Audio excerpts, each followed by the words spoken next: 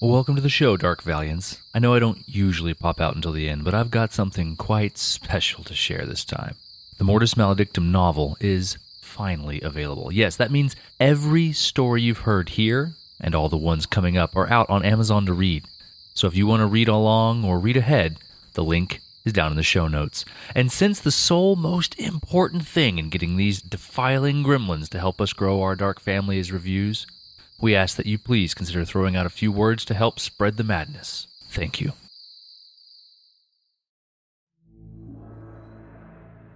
Every great while, the utterances of the world seem to skip a breath, and time loses the names of those born with a peculiar disposition and under a Vale moon.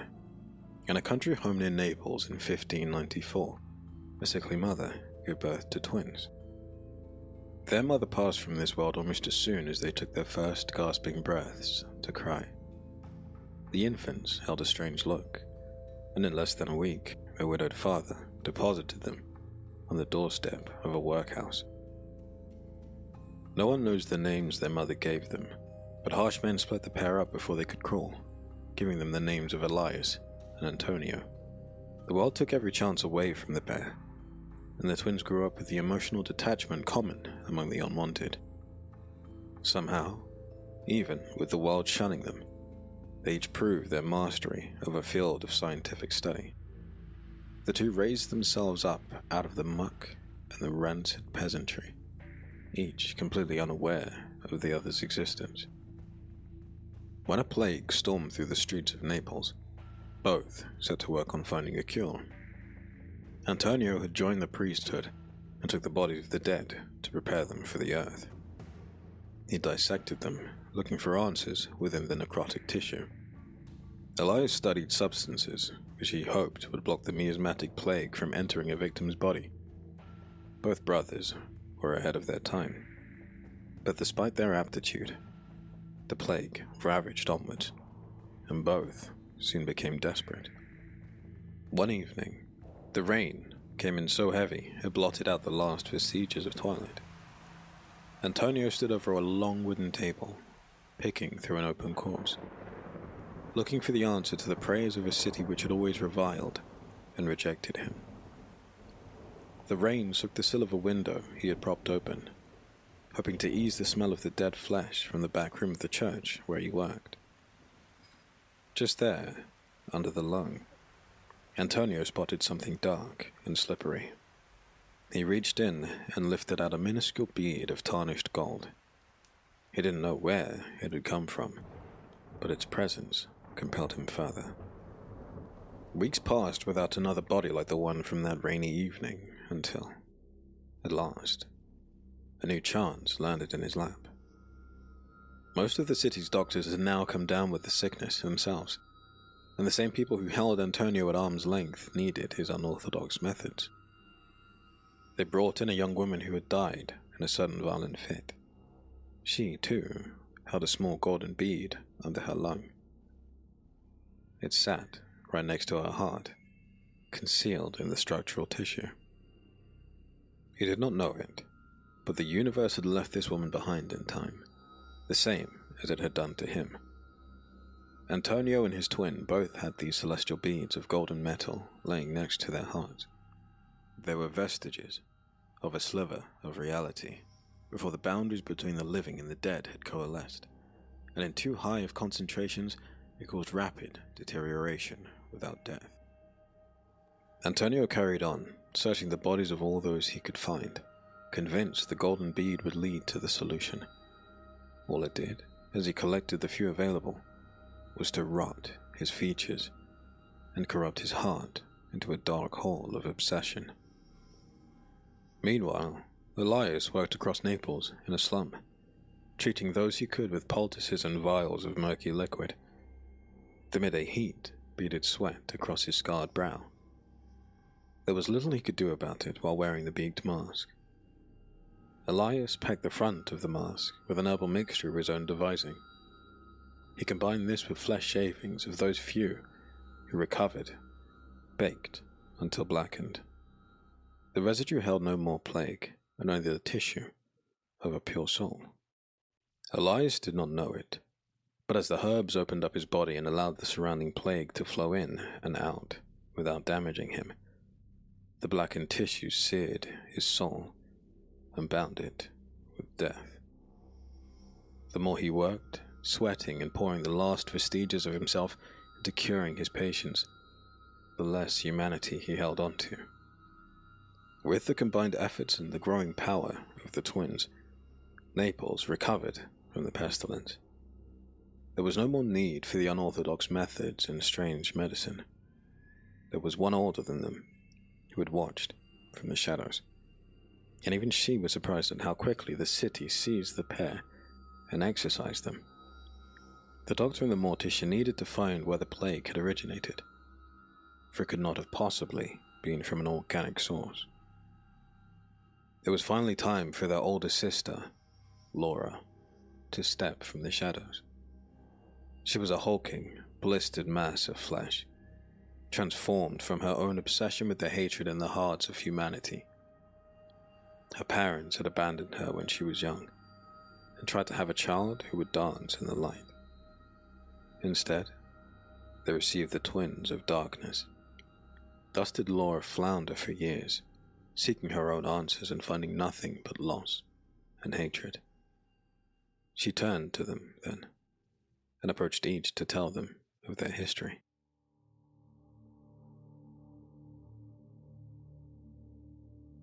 The streets held pools of muddy water, and rain flowed in rivers from the edges of the roof. It was just like the night when Antonio had found the first golden bead. It was the same as when he lost the first of his humanity. Laura stepped out of the shadows behind Antonio. He did not notice her. His work held his complete attention. The form in front of him needed a priest, thanks to his knife's razor edge. Antonio needed to see inside, see if they were one of the special ones. He needed to add their golden bead to his collection. It will never help doing it that way, Laura said in a voice as smooth as her body was gnarled. Killing them one by one will never scratch that itch. Antonio spun to look at her, the knife glinting as he held it between them. "Who are you?" he asked. I am the one from before. I am the first. You are the second. You and your brother. Antonio tilted his head back, a small piece of flesh flecking off in the motion. "I have no brother." You do. Laura replied. And I am your sister. There are others like you. You are not alone. And together we could finally discover the answers we need. You don't know me. You don't know what I seek. Laura took a small step towards him and saw the knife tremble in Antonio's near-skeletal hand. Tell me, she said. They threw me away, so I burned them all. I razed their churches to the ground. The screams are like nectar. They will never push me away again. Nobody will push me away again. This is my world now. At this, Laura smiled. It was small and subtle, but Antonio caught it. And it wasn't enough, was it? She asked. Finally, Antonio lowered the weapon. No, he said. It wasn't.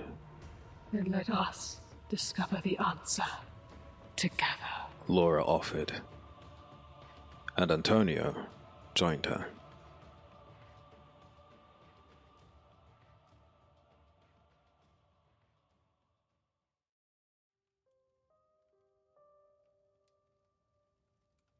Elias pored over a ragged and dog-eared book next to a grimy fireplace. He sat, curled on its corner, because he had no chair and no light, other than the flames by which to read at night. The city had taken his reputation, and with it, his clients had gone off to seek medical attention elsewhere. His joints creaked from remaining in one position for as long as he had, but he was enthralled, gripped by the writings in the book. Paracelsus had penned many notes about his discoveries in medicine, which the church had deemed index expurgatorius. When Elias went to find them, they deemed him the same. Only when the plague came was that sentence temporarily revoked. Now that Naples was in recovery, his expertise was no longer required. They had outed him, but his mind had gotten him this far, and now he needed to see the inner workings behind Paracelsus's words. The man was a genius and ahead of his time, regardless of the church's proclamation. There was science hidden inside the witchcraft, he believed. He was a surgeon, and a great one, but he thought that he only did so much, and that magic was the key to his patients' recoveries. Looking at his notes in detail now, Elias saw the recipes and poultices for what they were. He saw the ingredients and what they did. It wasn't magic to Elias, just more science. The door from across the fire creaked open, and a form stepped into the dim firelight. Elias, Said a feminine voice. "Who are you?" Elias asked. it's funny. Your brother said the same thing. She replied. I am Laura, and I am here to offer you a better way to find your answers than squatting in an abandoned home of a plague victim and trying to read by firelight. Elias closed the book carefully and stood. I have no brother. You are in rags, worse than mine. How is it you can offer me anything? Your obsession is shared. Laura answered. Each of us has our own particular speciality. Together, we will find our answers, and we will shatter barriers with it. Will you come with me? Elias looked down at the book in his hand, and then back at the disheveled form in front of him. Let's see these specialties, he said, and the two walked off into the night. Centuries flew past while the family of Pestilence worked, locked in their laboratories and hidden away from the world. Sometimes they would emerge to test one of their unnatural experiments. And when they did, people drew new monsters into legend. They never stayed long, and even the other beings of extraordinary long life often forgot about the family. Laura studied the psychological effects of their constant inventions. Elias developed ever-changing and improving chemical compounds used to alter minds and bodies alike. Antonio, however, studied the bodies of their failed subjects, and he constantly iterated the process without moral boundaries. The twins and their older sister were bent on seeking discovery after discovery into preserving life, eradicating death, and bridging the gap between the two. At some point, their priorities changed, and the obsession took on a life of its own. It drove them as much as they drove themselves, and their experiments became increasingly maniacal. They created dark and twisted things, soulless things, and broken things. The three sat at their tables working for hundreds of years, untouched by time, smiling to themselves at their hideous and twisted creations. On December 21st, 1914, they emerged from their hiding place in the deep. They were ready to try something new. Elias wanted real test subjects, not ones handicapped by past experiments. Antonio needed to see how the human body had changed in the years since he'd stepped into the dark. And Laura just wanted to taste the terror. She alone walked again in the sunlight to enjoy the utter horror their creation would wreak upon the psyches of their victims. The Vale siblings slithered out from their dark places, a cloud of black mist trailing in their wake as they moved. Antonio guided them. He knew the dead more than the others and could feel the recently deceased. They came first to a small town in Belgium called Staden. Laura crept up to a brick home near the center of the town and looked in through a foggy glass window. Inside, she saw several men in strange uniforms arguing over a map laid out on a table. They spoke in German, but Laura had made it a point to learn all the languages of the countries surrounding their lair. Laura listened as the men discussed how best to oust the French army from their defensive lines around the town of Ypres. They were German military officers and had failed to take the town during a protracted engagement during the fall. Laura translated the news to her brothers, and together they formulated their own plan. The three found a victim of opportunity whom they killed to acquire modern uniforms. Thus, camouflaged, they spent the next several weeks ingraining themselves within the scientists behind the German lines. Elias had power over chemicals the Germans hadn't yet mastered, and he showed them how to mass-produce and distribute deadly toxins through the air. Finally, the German scientists approached the commander about using chemical weapons against the enemy lines at Ypres. The commander agreed, cementing the virulent family's plans. The Germans thought they could win the battle by distracting the enemy with chemical weapons, but they had no idea of the strength of Elias's craft. Antonio would get his bodies, Elias would get his results, and Laura would get her terror. It had been months, and now the weather was warming. The pressure changed and the temperature was near perfect to spring their trap. The German soldiers released the gas, and just as the three had expected, it floated through the air and over to the French lines. When the first of the screams found their way to Antonio's ears, he grinned, a toothy smile. The skin of his borrowed face slid off, and he stripped out of his victim's body, taking up his robe and plucking the golden orb from his empty chest. The master of undeath strode across the battlefield to relish in the newly dead. Seeing his brother shed his disguise, Elias felt the call, too. He pulled at the uniform and it rent from him. He pulled a set of vials from his belt, and popping the small cork and tipping it back, he felt the power and the hunger surge within him. His staff, always near at hand, now flew into his grasp, a winged hourglass on its tip. Elias tapped it once, hard, onto the ground, and a pulsing orb of dull grey light emanated from him. It floated above his head for a moment, until, finally, it descended into the grasp of his other hand. Then, taking the two items, the Master of Decay, too, strode off towards the screams. Finally, Laura pulled the skin of her victim free from her gnarled form. She slipped out of it as a snake sheds its skin. She arched her back, stretching, and let out a barbaric screech of gluttonous delirium. Laura's form darkened all around her, and the lives of the men standing too near on the German line dropped dead from terror. She greedily devoured their fleeing souls, and she grew taller. Stepping up to the tanks, holding the last vestiges of the chemicals, she took one clawed hand and tore them to shreds.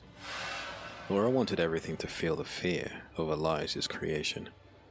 At long last, the mistress of horror joined her brothers in giving in to their Harrowed obsession.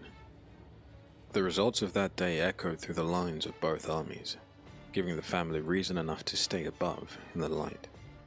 They found a new sustenance and a new calling. The world had changed, and in a time of war their kind were worshipped. It would keep them for a time, but as with all things, the war ended, and once more the siblings found themselves adrift in a place that no longer wanted them. They returned to the dark beneath the earth, waiting for the next time someone would need their skills, their craft, and their bitterness. Somewhere in this world, there will always be a home for misery.